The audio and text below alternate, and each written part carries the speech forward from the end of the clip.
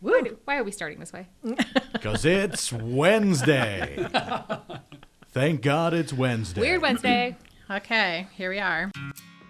What does it mean for the wedding and event industry?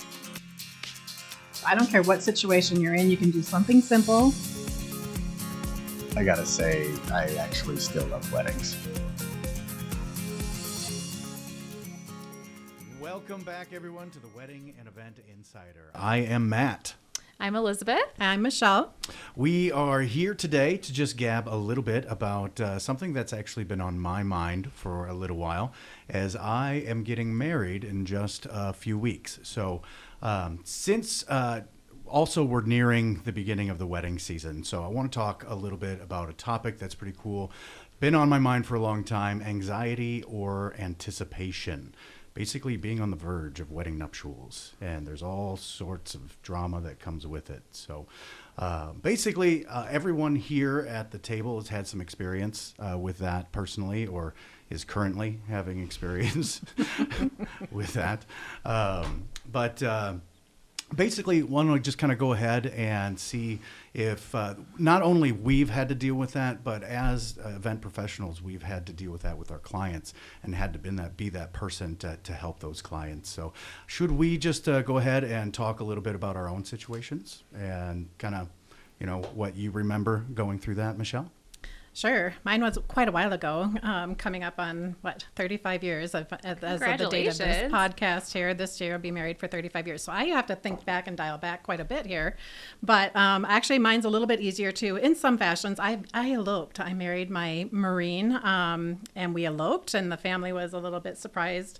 They knew we were going to get married, but the elopement was a surprise. So then also I have experience with planning a wedding out of state, or a wedding celebration is actually what we ended up doing. So definitely know what it's like to have just a lot of family dynamics and feelings and just how you work through all of those things with a family and eloping. That would be my experience. I had a very similar to you, Michelle, is that we didn't elope, but we did a destination wedding in northern Minnesota, which was the point, in my opinion, was to make it inconvenient to those who didn't want to be there. So it was a good 3.5-hour drive, and if anyone was flying in, they really wanted to make sure that they were there, which actually eliminated some of the drama. So I kind of like that decision to begin with. But I'll be able to share a little bit about it, is that we did a lot of DIY. So I might make some DIY references, and in our field, because my husband is also in the wedding industry and also a mean podcaster producer here, Michael. We've been married now 8 years. We're coming on that. Remember that date. Our anniversary is coming up soon, honey. So how many years was it? Yeah, 8. This is a test for you. Yeah. Because I knew it was 8. Pop quiz? Yeah. That 7-year itch is almost over. We still have time. So 8 years ago, DIY was brand new, but we were very involved in the wedding industry, where we could make a lot of our decisions ourselves and do a lot of things ourselves. But that doesn't mean it didn't come with stress and things that I look back being like, well, could we have done it better? Could I have hired something out to make my life a little bit easier? Absolutely. Maybe we've been in the industry. We didn't want to see all the same stuff. That's true. Too. We did do a lot of unique things. Just everything's the same and cookie cutter, so we didn't want to do that. And Matt, you're living in the 4-week anticipation now. Yeah, I'm getting pretty excited. One of the things that I've noticed, though, is the difference between having a fiance who has not been married and myself, who is in the wedding and event industry. Mm-hmm. So I find myself not nearly as concerned about certain things as my fiance is. And Ashley's amazing, but she just hasn't done any of this. Just like every bride that is in that market, every couple who's not in the industry that's been doing that, every groom, every couple, like it's a dynamic that I don't think a lot of people are used to. So I'm trying to do things that are simple and unique, and she's trying to do things that are kind of difficult to pull off in a way. Mm-hmm. It causes a little bit of stress for me, but I think we're both in the same place where we really we want to get married, and we want to have our friends and family there, and we want them to have a good time. But I think sometimes we get so bogged down in the minutia of the little things. So. And how are you reducing stress right now, out of curiosity? Or like, what in the recent months have reduced that stress for you all as you live through it currently? Well, I've noticed that ignoring it isn't helping. Yeah, it's not a great move. No. Honey, are you listening? You listening? Dang it, we have this list. Actually, that is one of the things to reduce stress. Is just making sure that we understand what the point is, why we are doing this. Are we doing this to show off to everyone? Are we doing this to show how great we are? Or are we doing this because we love each other and we want our friends and family to be there to celebrate with us? And the more I think that you keep that mindset, I think a lot of these little things that a lot of people stress out about, not that they're not important, but there's a little bit too much stress, I think, that people put on some of the small details when they're not as noticeable as you might think, So keep it light, and go with the flow and have fun with it. And in the end, you're going to be married.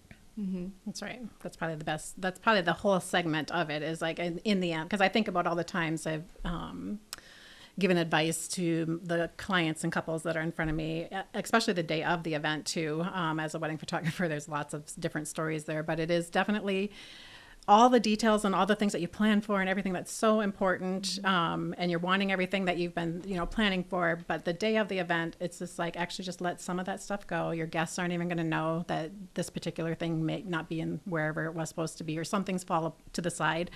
But at the end of the day, you're going to be married, and just kind of refreshing their mindset to that point. I just think it's been very helpful in the advice that I've given to clients over time, as far as just how to reduce that stress sometimes in the moment. Is just remembering the bigger picture and what is the whole point of why we're here. It's just keeping to the get end married. goal. Yeah, the end goal in mind. Yeah, exactly. I probably have a little bit more of a planner point of view on this, so you guys can all just yell at me for being a type A person after this.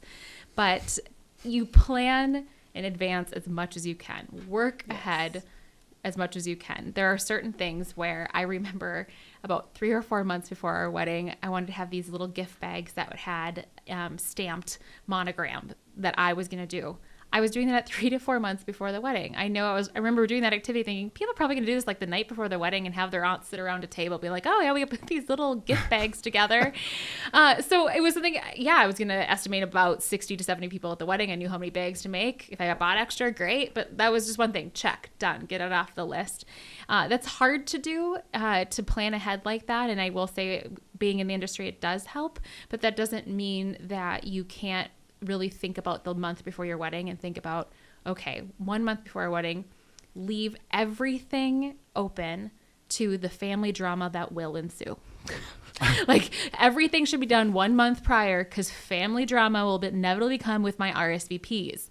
Because Joe Schmo is going to want to have a specific seat next to somebody that you didn't want to have next to that person, and it's all the logistics according. So I would say just leave a month for yourself to just be like, oh, I feel like I'm not doing anything, and that's okay. Wait for the family drama and friend drama to come. If it comes, great. If it doesn't, even better.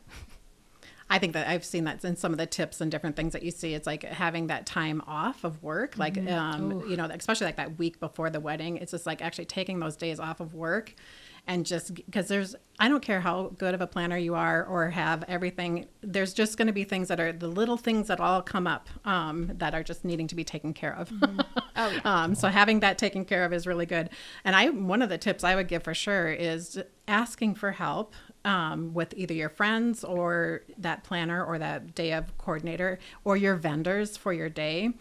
Seek them out as a resource, because they're going to help you. They have done many of these events and giving you tips and just ways to make things a little bit less. Checking in with them and talking to them, I would just highly recommend just talking to your vendors over and over and over and pulling on them for their experience to help you take care of your day. Yeah. And it kind of goes back to what Matt said about why maybe you feel so comfortable leading into this versus somebody who's not in the industry, is that there is a level of trust you need to have with your vendors. And you need to just know that they're going to do what they're assigned to do, and you contracted to them. And hopefully you have contracted all amazing, great vendors. And that right there, that trust, knowing that they're going to have the outcome of your wedding day in mind and want to have that peace of mind that day. I think that that's something that a lot of people outside the industry don't get a chance to experience until they lived it themselves. Like, oh, my vendors did come through. The vision is here. Yeah, that is something strategically that I think that couples can do to help that process along. is, if you do have basically that planning in place, if you know what you need to have done beforehand, can help. But if you're trusting your vendors, make sure that you vet the vendors that you're working with. What kind of reputation do they have? Do you trust them? You have to meet with them. You have to communicate with them. Don't just book them and then 3 weeks later, hey, I haven't heard from somebody. Fill out all the paperwork they ask. Fill out all the paperwork. Yes. Yeah, meet with them. Go over ideas. Go over logistic ideas. Actually read their contract. Planning a gala event is not easy to do, and so having good vendors is important. Something that I remember just basically about a month ago, Ashley was having a really hard time because we were quite a bit behind, and we thought, like, we don't know what we're doing. We don't have the list done of all the people that are being invited. We don't know all the decor details. I feel like I'm spinning my wheels. And honestly, Elizabeth, this is a great testament to making sure that you have a planner, because you sat down with us and you asked us all of these questions. And then the next day that you never thought of, right? That we never thought of, or at least that really comforted her, because being able to hang out with you, she doesn't trust me, even though I've got 20 We won't years bring in the that industry, up leading into the wedding. Right? But she trusts you. She knows she was so much more calm and so much more excited about moving forward. And the next day you gave her basically a checklist with all the answers that we gave that were color coordinated on things that we hadn't discussed yet, things we didn't have planned yet. And she got that thing and she talked about it for 3 days, about how she just feels so much more comfortable because all she has to do is check off the list now, So, making sure that you trust your vendors, have that plan. You can't always afford all of the different vendors that one would want. And if you're DIYing, make sure that you have a list would probably be my best advice. Yeah, and unfortunately that list, I wish I could say it's like ABC or 1, 2, 3 do this, but it's a custom list based on conversations I had, where I would start a conversation with you about what your priorities are. So that's what I would say to the audience. Remember what your priorities are. Remember what there's always 1 or 2 things that each person really wants to have happen at the wedding. And how do we work around that with the timeline? And even at a bare minimum, yes, there's a checklist, yes, there's a to-do list. You could be a very relaxed type B person who doesn't need an agenda or a timeline, but you're working with about 25 people on your wedding day that are in your inner circle, that one of them might need to know what time the ceremony starts or what time pictures start. So put an agenda together. At the very minimum, it is important to have pen to paper and then communicate that to the important people on your day, because that's going to save you what is, I think, part of the family drama. And you're getting this right now, Matt. The family's like, what are you doing? What's happening? Yeah, what's going on? What's going next? I feel like we don't know what's going to happen. Yep. So yeah, and that's I was just going to say. Yep, chiming in with that checklist, having that agenda put together. You need to have it go to everyone. It needs to go to your wedding party. It needs to go to your family and friends, people that are going to be there for your day. I think of one story where I was at an event, and the father of the bride didn't know what time he was to arrive, didn't have his clothing there ready and available. And he just was left out of or chose to be left out. I'm not quite sure, but it was definitely a stressful time on that couple. And I just know if it's like making sure that everybody's got that checklist and the time agenda, and they understand it, that they've looked at it and read it, because it's going to save everybody that is feeling like, I don't know what's happening and where am I supposed to be and what's happening. And I would say too, for that family drama, give people a job. Yeah, hey, that's a good idea. Give them a job, give them a task, what to do. It helps a lot in some of that family drama that can happen, is give them jobs and tasks to do. One thing I think when we got married, I think is important is, we allow yourself, you're going to do all this planning, and no matter what you do, you're going to, Liz, you're super organized, and we had, everything, our ducks in a row as much as we could, but it's still going to be a little stressful. Like, no matter what you do. Didn't stop you from crying 3 days before the wedding. Wow, could you just take my story right out of my mouth? Well, it's true, and I just remember this moment because we went up north, and we had to go drop the dogs off somewhere, and we had all this stuff. We were all on the time, and it's just like, we got to go. Mm-hmm. And the dog, Griff could not handle being in my lap, and he scratched me or something, and I was just upset, and I just broke down, and I just started crying in the car. Like, not like weeping, but like And he still remains to this day being the crier. I want to put that out there. I weep. Indeed. I mean, nobody's shocked there. But my point is just a baby. Sometimes, hey, it's okay. Right, you're still going to be stressed even if you do everything right. Everyone Don't think has everything's their way of being stressed. And then, actually, what's really important is that I recognize that stress in Michael because he does have an external. But for me, I internalize stress, and he knows when I shut down, I start cleaning. Oh, yeah. Or start organizing boxes. That's a topic for the next podcast. Well, of course. But I'm saying that did happen leading into the wedding. Doing dishes? We have a dishwasher. Because no matter what, I'm in trouble. You will get stressed. So that's awesome. Yeah, I think even the best planner event, there's always going to be some things that are going to come up. No matter it's not going to be perfect, and you just have to be. It's like not to sweat the small stuff and to just be. You know what I mean? It's like take care of your bigger things, plan enough time for these different things, but just knowing too, it's okay if it's not perfect. Mm-hmm. You know, it's okay. Yeah. Yeah, I think we discussed this a little bit. You know, about family and friend dynamics that can add to the stress of a wedding. Mm-hmm. You know, I wonder how you can help, you know, eliminate some of that unneeded drama that's there. And we've talked about a little bit of that. And planning is a great one. A seating chart is a great idea. I think a lot times are different now where, like, I mean, you don't have a parents' dance because, you know, parents are divorced and remarried and parents divorced and remarried. And how do you deal with that? Because you do want your step, you know, parents or, you know, even if they're removed step parents, if they've loved you in your life and you care about them, you're going to want them at a very special event. And you know, how do you deal with stuff like that? Well, your assigned seating thing for the reception, I think, hands down, number one thing I would recommend anybody doing, because no one wants to see people try to figure out where to sit, and they wanted to sit with their entire family, and now there's no spots open. Hate that. But don't forget the seating assignment for the ceremony. That is equally as important, and if you have unique family dynamics, that is absolutely something I would consider. Was that on our list? No, we're going to talk about that next because we have your whole ceremony to go through. Yes, but exactly. no, it really is that we need to make sure that, okay, you need to respect certain members of the family with their seating chart and be like the front row or the next row. But if, you know, mom and dad don't want to see each other, that's hard. And I've seen those dynamics. I've seen every dynamic in the book. And so if you are relaying that to your vendors to say, and you maybe feel embarrassed about it, saying, oh, my dad doesn't speak to my mom, my uncle, do not feel ashamed. You just tell us. Yes. I've had somebody show me a picture of somebody that shouldn't even walk through the doors. And I was like, I want that. I want you to tell me who you do not welcome at this event and not worry about it. On our planners, we literally have a section that's just sensitive family information. Yep. Just let us know. Yep. Like, we don't want to make an awkward situation more awkward or whatever it might be. Oh, yeah. I would say the same. I remember one time driving into taking pictures for in a wedding, and the mother of the bride come running to my car. I was still packing up my gear, just getting ready to go inside.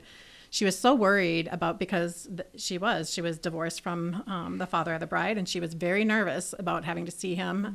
And so she was just like, how are pictures going to work? Like, she was very upset about it. And I mean, I just calmed her down. I'm like, everything's going to be all right. I know that you're not together. I'm not going to put you in an awkward situation, you know. So those type of things, having that open communication with everybody prior to the day of the event, and having that list of like, this is the timeline, this is when things are happening, and having everybody get it and over communicate with your vendors. But yes, trusting your vendors and letting them know. Everybody knows that there's no perfect family, and every family's got, you know, some different things that are going to come up, and especially because the emotions are high on a wedding day. Absolutely. You know, so I think communication is like the biggest thing that we're trying to say right here, is just having that communication, letting everybody know this is what's all happening, and then they can all just ease in. We all just want to come in and celebrate the day. I do want to add a little twist to this, that if you are a family or family member or a friend listening in on a podcast where your friend's getting married this summer or something, and maybe you have a surprise lined up for them. You think, oh, it would be super special if our sorority did a dance for them. First, use your reflection to say, is it something that's going to be just for that one person, or is it something that the rest of the group would enjoy? And then don't do a surprise for everyone. Relay that information to one of their vendors, because that is so important. I can't tell you how many times I've coordinated some sort of surprise, or to be honest with you, talked somebody out of some sort of surprise, saying maybe this would be best for the groom's dinner, because as the planner, I have the whole detail and agenda in my head. I know exactly what's going on, and I know what the priorities of the couples are. And if that didn't seem to fit in, I'm going to come up with a nice way to say, that might be something better at a different time. And you have to be okay with it. So if you're a family or a friend, don't be texting your friend that morning of their wedding day for logistical details, or, trying to coordinate a surprise that day. Just don't do that. Those are number one things. Just be respectful. Right. Just invite yourself to the groom's dinner. Here's a good rule of thumb. Imagine in your head what the worst reaction is to your surprise and go with that. Yeah. So just don't do it. You absolutely have to let your vendors know if you're doing a surprise. You just have to let them know. One of them was coordinating a marching band, marching through one of our spaces. It's like, if somebody didn't tell me that, I'd be like, get this damn marching band out of here. Yeah, right. And that's our show, everyone. Hey, I want to thank Michelle. I want to thank Elizabeth for joining me today. Also, our producers, Michael Sherry Jr. and Paul Cram. Thank you guys for being here. If you are interested in this podcast and more content like this, please make sure you go ahead and subscribe, smash the like button, all of those things, and make sure to log on to tcwep.com for additional info. I am Matthew Sherry signing off, saying families are just like fudge, mostly sweet, but with a lot of nuts. Just don't invite the nuts to your wedding. Thanks for listening to the Wedding and Event Insider.